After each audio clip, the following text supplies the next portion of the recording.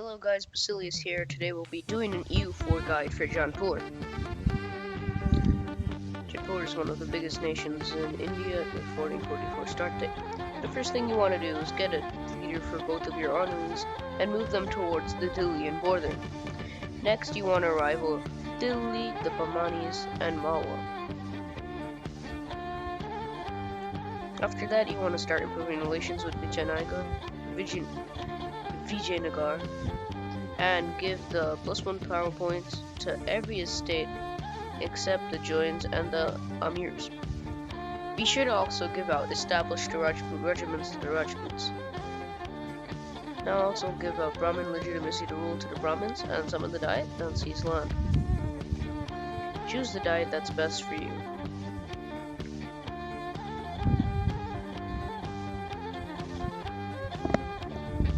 After this you want to start spying on Delhi and then you can pause.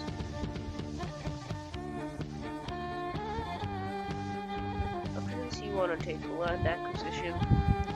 Personally I like to take land acquisition just for the slightly little less coin cost because we won't be dealing with vassals that much. But you can take whatever you want. Now I'm taking forces religious unity and getting level 1 advisors. I'm not taking the advisor cost privileges, and you'll see why later.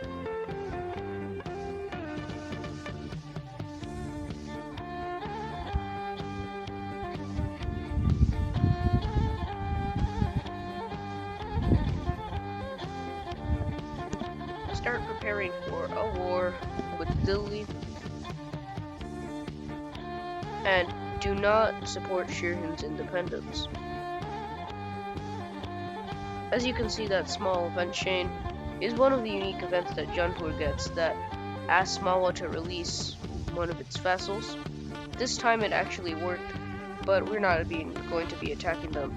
And there we go, Shirhin declared war on Delhi before we had the chance to get a claim. So we're gonna no casus belli Delhi, and now we've declared war.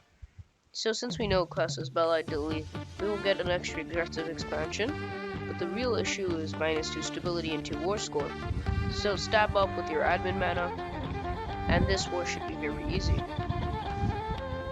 So what you want to do is rush all of Delhi's initial 4 provinces.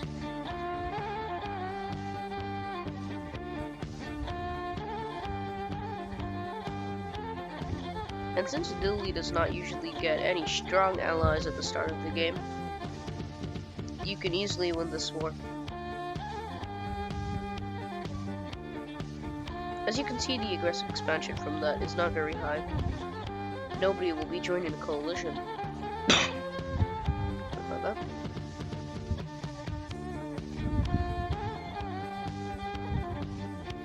I'm kind of rooting Batian a little bit. I'm just waiting for Delhi to fall before I do anything else, because I don't know if Delhi has an army lurking somewhere.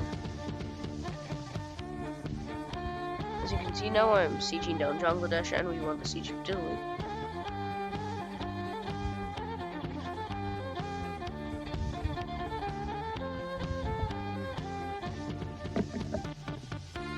At this point, the war is basically over.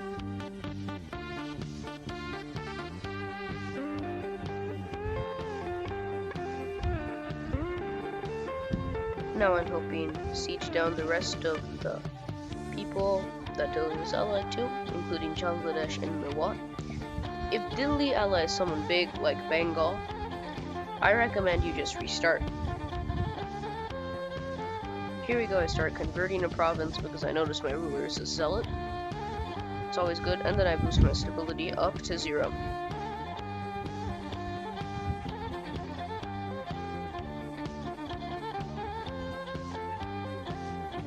Anyways, now that the war is won, you want to peace out any of Delhi's allies for all their money, or a white peace. And then you want to peace out Delhi for all her provinces. You want to always full annex Delhi, and if Shirhind gets any of the provinces, that's no big deal. Just take everything that you can from Delhi, and boom. Now you have Bangladesh as a vassal. And remember to start coring all of Delhi's provinces and concentrate development. As you can see, this is a voiceover because the audio file got corrupted when I was messing around with it. And as you can see, core the provinces, but do not, under any circumstances, core Batiana. As you can see, we've also become a great power.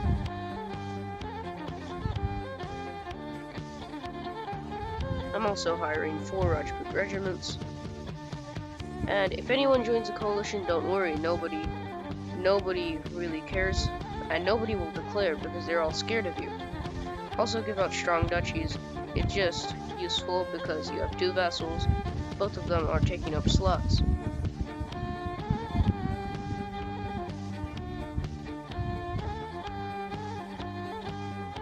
You want to also be really gutting for the Vijayanagar alliance because it'll help you in wars against Bahmanis, and it'll be kind of cannon fodder for other nations.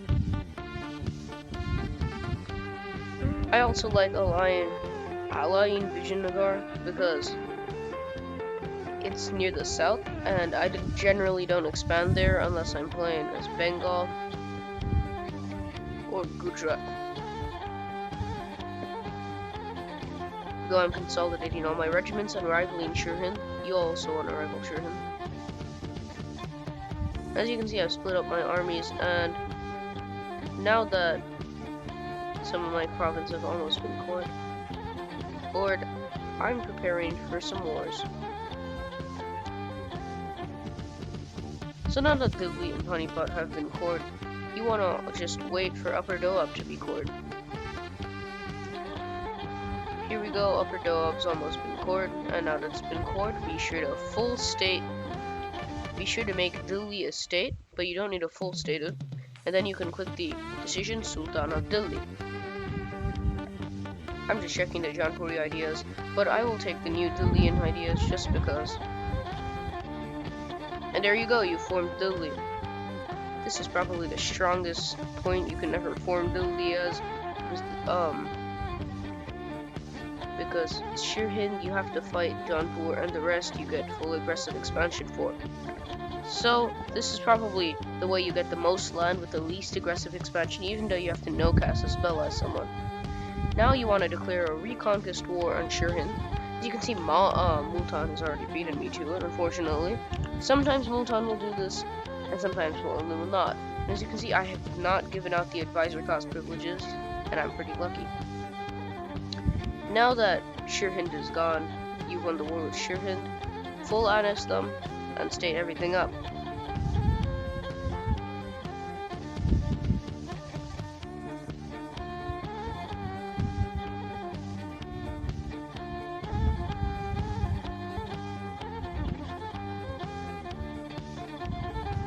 I'm consolidating my regiments to prepare for a war with Multan to take the remainder of my corps in Shirhind. I'm hiring the Grand Company, so I have a little more troops and less reliance on my actual manpower pool, because right now I'm at 0 manpower. And I've been getting really unlucky with my rulers, so I haven't given out the advisor cost privileges. If your rulers are not dying like flies, like dropping like flies, you can give out the estate cost, stability cost privileges that give you advisor cost in return. Now here, once you've won the war with Multan, be sure to fully annex them. It's not that much aggressive expansion. As you can see, it's only 25. If you're worried about a coalition, just wait until December to peace out, and nobody strong will join the coalition. Now concentrate development and core everything up. Now you can complete 2 missions: reassert control over Delhi and restore rule over Multan.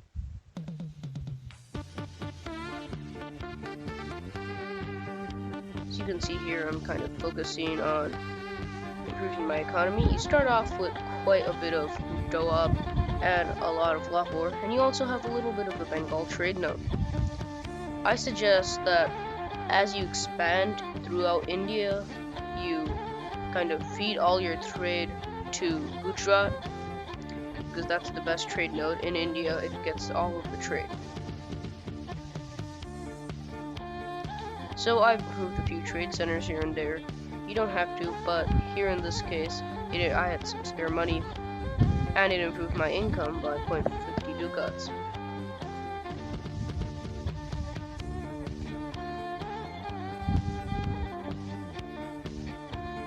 I'm also trying to find a way to attack Malwa, who unfortunately in this game allied Bengal, and I don't really want to fight Bengal just for one reconquest province.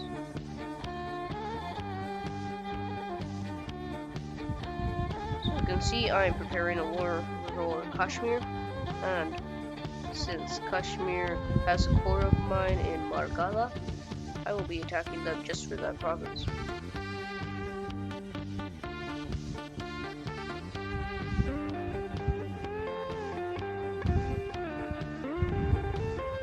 Was allied to Bengal and two other minor nations, so I'm trying to get Bangladesh to make claims, but unfortunately he hasn't. So here I am declaring war on Kashmir for a reconquest of Margala.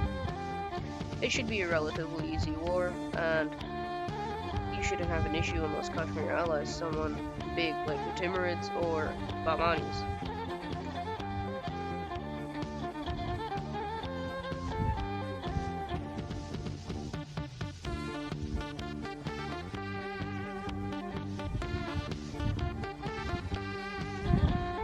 A trick I like to use for fighting small nations up to maybe 5 provinces is stack wipe their initial army in one battle and then carpet siege the rest of the nation, just keeping one regiment on every province. Even if you're not having enough regiments to siege it fully, like for example if it's a fort, they will not be able to make troops. This comes in handy a lot when you fight nations in India, because there's a lot of small OPMs and 2PMs and 3PMs.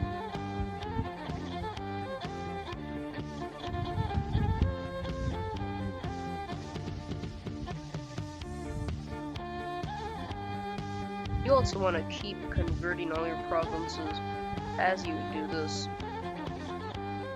because you want to gradually convert all your provinces to Muslim. And here we go, we've integrated my vassal Baghal Khan. You can actually integrate them from, I think, 1450 onwards, so you should also be preparing for that.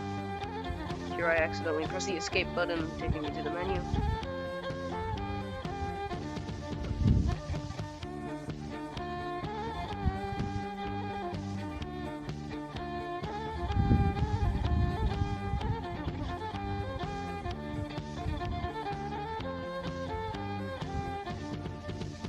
Once you've won the war with Kashmir, or just taken their capital, you could take Margala. So now I want to lower autonomy in all of my provinces. This may cause a few separatists, but it will increase my income by a lot. As you can see, my income's kind of trash right now just because I'm having to reinforce my armies quite a bit.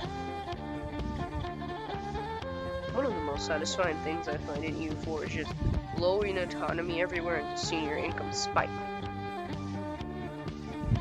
And if you ever have any rebels, always deal with them using your mercenary companies, because mercenary companies, they reinforce slower, but they don't cost money to reinforce, they just reinforce. So you don't want to lose manpower and also lose money when you're trying to reinforce your armies.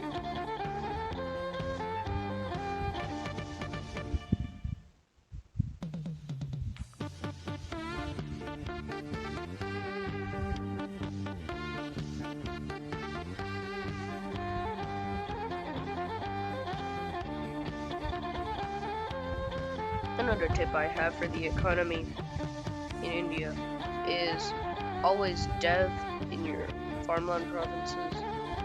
It does help your economy, but I don't dev until I have all institutions. And I usually think Tech 5 is around the best time to start deving the Renaissance. Once you get Tech 5 in mill, then you can start deving the Renaissance. Other than that, you don't want to have your opponents have a Tech 5 advantage over you, because Tech 5, Tech 4 is a huge advantage, and Tech 6, Tech 5 is also another huge advantage. So I'm deving in Lower Doab because it has high development and cheap dev cost. I would rather have a 16 development, 50 dev province than an 8 development, 35 dev province. I'm pretty sure the 16 dev province would have ultimately less dev. Like, it would take less power points to do it, because the higher dev, the more points of institution you get per click. You can see here, I've already dev'd it up to almost 40%, and I will be deving it more in the years to come. Now you've basically solidified yourself as a major power in India, probably the strongest in India.